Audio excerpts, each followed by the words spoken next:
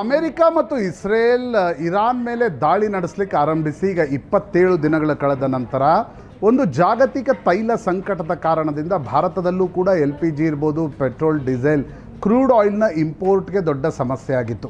ಯಾಕೆಂದರೆ ಹೊರ್ಮುಜ್ ಜಲಸಂಧಿಯಿಂದ ಬರ್ತಕ್ಕಂಥ ಏನು ಹಡಗುಗಳಿವೆ ಹೆಚ್ಚು ಕಡಿಮೆ ದಿನವೂ 125 ಟ್ರಾನ್ಸಿಟ್ ಇರ್ತವೆ.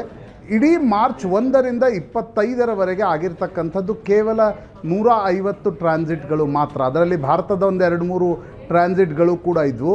ಹೀಗಾಗಿ ಒಂದು ರೀತಿಯ ತೈಲ ಸಂಕಟದ ಪರಿಸ್ಥಿತಿಯಲ್ಲಿ ದೊಡ್ಡ ಮಟ್ಟದ ಒಂದು ರಿಲೀಫ್ ಸಿಗ್ತಕ್ಕಂಥ ಹೇಳಿಕೆ ಇರಾನಿನ ವಿದೇಶಾಂಗ ಸಚಿವರಿಂದ ಬಂದಿದೆ. ಅಲ್ಲಿನ ಸ್ಟೇಟ್ ಮೀಡಿಯಾಗೆ ಕೊಡ್ತಕ್ಕಂಥ ಸಂದರ್ಶನದಲ್ಲಿ 5 ಮಿತ್ರ ರಾಷ್ಟ್ರಗಳಿಗೆ ಸೇಫ್ ಪ್ಯಾಸೇಜನ್ನು ನಾವು ಹೊರ್ಮುಜ್ ಜಲಸಂಧಿಯ ಮೂಲಕ ಕೊಡ್ತೀವಿ ಅಂತಕ್ಕಂಥದ್ದನ್ನು ಇರಾನಿಯನ್ ವಿದೇಶಾಂಗ ಸಚಿವರು ಸ್ಪಷ್ಟಪಡಿಸಿದ್ದಾರೆ.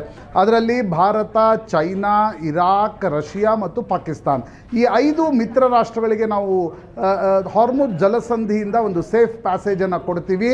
ಅದಕ್ಕೆ ಸಂಬಂಧಪಟ್ಟಂತೆ ನಾವು ಇರಾನ್ ಸೇನೆಗೂ ಕೂಡ ಆದೇಶವನ್ನು ನೀಡಿದ್ದೀವಿ. IRGC ಪ್ರಮುಖವಾಗಿ ಅದನ್ನು ಕಂಟ್ರೋಲ್ ಮಾಡುತ್ತೆ. ಆ ಕಾರಣದಿಂದ ಅವ್ರಿಗೂ ಕೂಡ ಇದನ್ನು ತಿಳಿಸಲಾಗಿದೆ ಅನ್ನೋದನ್ನು ಇರಾನ್ ವಿದೇಶಾಂಗ ಸಚಿವರು ಸ್ಪಷ್ಟಪಡಿಸಿದ್ದಾರೆ. ಅರ್ಥ ಇಷ್ಟೇ, ಸುಮಾರು 70% ಏನು ಈ ಭಾರತ, ಚೈನಾ ಈ ಭಾಗದ ಸೌತ್ ಕೊರಿಯಾ, ಜಪಾನ್ಗೆ ಬರ್ತಕ್ಕಂಥ ತೈಲದಲ್ಲಿ ರಷ್ಯಾ 36% ತೈಲವನ್ನು ಹೊರ್ಮುಜ್ ಜಲಸಂಧಿಯ ಮೂಲಕ ತಂದರೆ ನಾವು ಕೂಡ ಹೆಚ್ಚು ಕಡಿಮೆ 15ರಿಂದ 16% ತರ್ತೀವಿ. ಹೀಗಾಗಿ ಭಾರತ ಚೈನಾಕ್ಕೆ ಸೇಫ್ ಪ್ಯಾಸೇಜ್ ಕೊಡ್ತಿರ್ತಕ್ಕಂಥದ್ದು ದೊಡ್ಡ ಮಟ್ಟದಲ್ಲಿ ತೈಲ ಸಂಕಟವನ್ನು ರಿಲೀವ್ ಮಾಡ್ತಕ್ಕಂಥ ಒಂದು ಕ್ರಮ. ಯಾಕಂದರೆ ಇಡೀ ಇಂಟರ್ನ್ಯಾಷನಲ್ ಮಾರ್ಕೆಟ್ಗೆ, ಅಂತಾರಾಷ್ಟ್ರೀಯ ತೈಲ ಮಾರುಕಟ್ಟೆ ಒಂದು ಸಂಕಟದ ಸ್ಥಿತಿಯಲ್ಲಿ ಹೋಗ್ತಾ ಇತ್ತು. ಆ ಸಂದರ್ಭದಲ್ಲಿ ಇರಾನಿಯನ್ ವಿದೇಶಾಂಗ ಸಚಿವರಿಂದ ಬಂದಿರತಕ್ಕಂಥ ಹೇಳಿಕೆ ದೊಡ್ಡ ಮಟ್ಟದ ರಿಲೀಫನ್ನು ಕೊಡ್ತಾ ಇದೆ. ಆದರೆ ಇರಾನ್ ಸ್ಪಷ್ಟಪಡಿಸಿದೆ, ಅಮೆರಿಕನ್ ಮಿತ್ರ ಸೌತ್ ಕೊರಿಯಾ ಇರ್ಬೋದು, ಜಪಾನ್ ಇರ್ಬೋದು, ಉಳಿದ ರಾಷ್ಟ್ರಗಳಿಗೆ ನಾವು ಯಾವುದೇ ರೀತಿಯಾಗಿರ್ತಕ್ಕಂಥ ಸೇಫ್ ಪ್ಯಾಸೇಜನ್ನು ಕೊಡ್ತಾ ಇಲ್ಲ.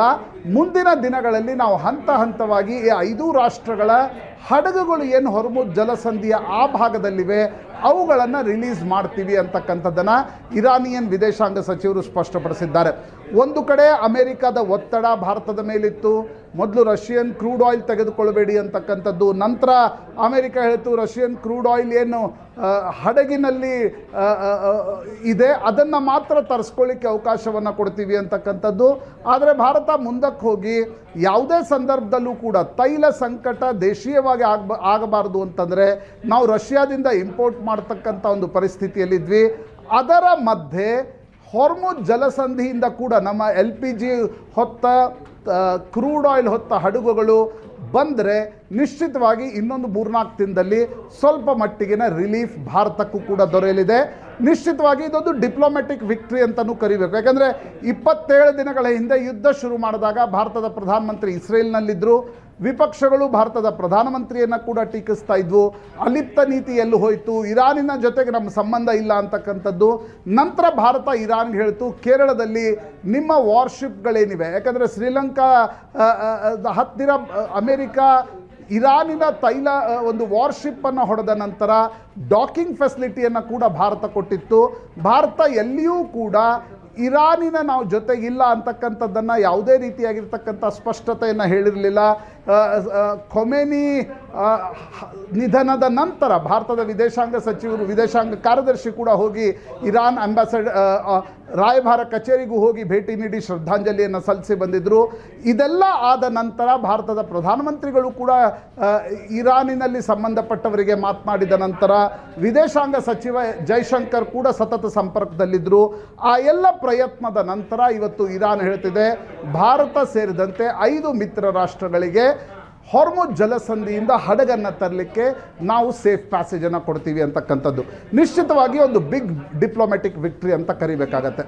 ಓಕೆ, ಇಲ್ಲಿ ತನಕ ಇರಾನ್ ವಿಚಾರದಲ್ಲಿ ಭಾರತದ ನಿಲುವೇನು ಅನ್ನೋದೊಂದು ದೊಡ್ಡ ಪ್ರಶ್ನೆ ಆಗಿತ್ತು. ಅಂದ್ರೆ ಶತ್ರು ಅನ್ನೋ ರೀತಿಯಲ್ಲೇ ಬಿಂಬಿಸಲಾಗಿತ್ತು. ಮತ್ತೊಂದು ಕಡೆ ವಿದೇಶಾಂಗ ನೀತಿ ಏನಿದೆ ಭಾರತದ್ದು, ಇದು ಸರಿ ಇಲ್ಲ ಅಂತಲೇ ಸರ್ಕಾರವನ್ನ ಟೀಕಿಸ್ತಾ ಬಂದ್ರು.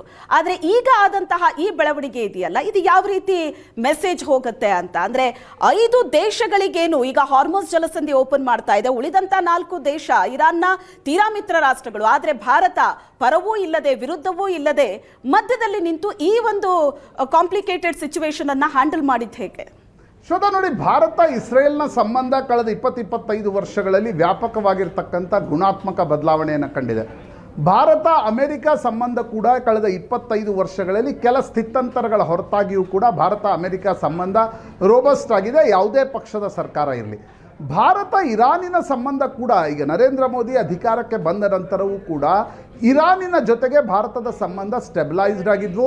ಇರಾನ್ ಯಾವತ್ತಿಗೂ ಕೂಡ ಭಾರತವನ್ನು ಶತ್ರು ರಾಷ್ಟ್ರ ಅಂತಕ್ಕಂಥದ್ದನ್ನು ನೋಡಿರಲಿಲ್ಲ. ಆದರೆ ಭಾರತ ಇಸ್ರೇಲ್ನ ಸಂಬಂಧದ ಘನಿಷ್ಠತೆಯಿಂದಾಗಿ ವಿಪಕ್ಷಗಳು ಕಳೆದ 25-26 ದಿನಗಳಿಂದ ಸತತವಾಗಿ ನರೇಂದ್ರ ಮೋದಿ ಅವರ ಮೇಲೆ ಟೀಕೆ ಮಾಡ್ತಾ ಇದ್ವು. ನಿಮ್ಗೆ ಗೊತ್ತಿತ್ತು ಯುದ್ಧ ಆಗತ್ತೆ, ಆದರೂ ನೀವು ಹೋಗಿ ಇಸ್ರೇಲ್ದಲ್ಲಿದ್ರಿ ಅಂತಕ್ಕಂಥದ್ದು. ಆದರೆ ಭಾರತ ಇರಾನನ್ನು ಎಲ್ಲೂ ಕೂಡ ಐಸೋಲೇಟ್ ಮಾಡ್ತಕ್ಕಂಥ ಏನು ಅಮೆರಿಕ ಮತ್ತು ಇಸ್ರೇಲದ ಪ್ರಯತ್ನ ಇದೆ ಅದರ ಜೊತೆ ಕೈ ಜೋಡಿಸಿರಲಿಲ್ಲ. ಅಲಿಪ್ತ ನೀತಿ ನಾವು ಸ್ವತಂತ್ರ ಬಂದ ನಂತರವೂ ಕೂಡ ಅಲಿಪ್ತ ನೀತಿಯನ್ನು ಅನುಸರಿಸ್ತಾ ಬಂದಿದ್ದೀವಿ. ಆದರೆ ನರೇಂದ್ರ ಮೋದಿ ಬಂದ ಮೇಲೆ ಜೈಶಂಕರ್ ಅದನ್ನು ಒಂದು ಟರ್ಮ್ ಕಾಯಿನ್ ಮಾಡಿದರು, ಇಲ್ಲ ನಮಗೊಂದು ಸ್ಟ್ರಾಟಜಿಕ್ ಅಟೋನಮಿ ಇರಬೇಕು ಅಂತಕ್ಕಂಥದ್ದು. ಅಂದರೆ ಈಗ ರಷ್ಯಾ ಉಕ್ರೇನ್ನ ಯುದ್ಧದ ಸಂದರ್ಭದಲ್ಲಿ ಭಾರತದ ಪ್ರಧಾನಿ ಹೋದಾಗ ರಷ್ಯಾಗೂ ಹೋಗಿ ಬಂದರು, ನಂತರ ಉಕ್ರೇನ್ಗೂ ಕೂಡ ಹೋಗಿ ಬಂದರು. ಇಸ್ರೇಲ್ ಮತ್ತು ಇರಾನಿನ ಯುದ್ಧದ ಸಂದರ್ಭದಲ್ಲೂ ಎರಡೂ ಮಿತ್ರ ರಾಷ್ಟ್ರಗಳು, ಹೀಗಾಗಿ ನಾವು ಒಂದು ನ್ಯೂಟ್ರಾಲಿಟಿಯನ್ನು ಪಾಲಿಸ್ತೀವಿ ಅಂತಕ್ಕಂಥದ್ದನ್ನು ಭಾರತ ಸ್ಪಷ್ಟವಾಗಿ ಹೇಳ್ತಾ ಬಂದಿತ್ತು. ಈಗಲೂ ಕೂಡ ಇರಾನಿನ ವಿದೇಶಾಂಗ ಸಚಿವರ ಹೇಳಿಕೆ ಅದನ್ನೇ ಖಚಿತಪಡಿಸ್ತಾ ಇದೆ, ಸ್ಪಷ್ಟಪಡಿಸ್ತಾ ಇದೆ. ಭಾರತದ ಜೊತೆಗೆ ಇರಾನಿನ ಸಂಬಂಧಗಳು ಎಲ್ಲೂ ಕೂಡ ಹದಗೆಟ್ಟಿಲ್ಲ. ನೋಡಿ, ಇಸ್ರೇಲ್ ಮತ್ತು ಅಮೆರಿಕದ ಸಂಬಂಧಗಳ ವ್ಯಾಖ್ಯೆ ಬೇರೆ, ಆ ಸಮೀಕರಣಗಳು ಬೇರೆ.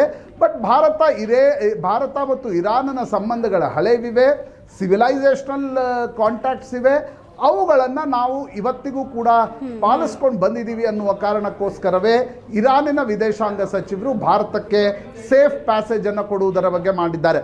ಇವತ್ತಿನ ವರ್ತಮಾನದ ತೈಲ ಸಂಕಟದ ಸಂದರ್ಭದಲ್ಲಿ ಭಾರತಕ್ಕೆ, ಭಾರತ ಸರ್ಕಾರಕ್ಕೆ ಮತ್ತು ನರೇಂದ್ರ ಮೋದಿಗೆ ಒಂದು ದೊಡ್ಡ ರಿಲೀಫ್ ಕೊಡ್ತಕ್ಕಂಥ ಸುದ್ದಿ ಇದು. Shweta. Yes, thank you Prashant.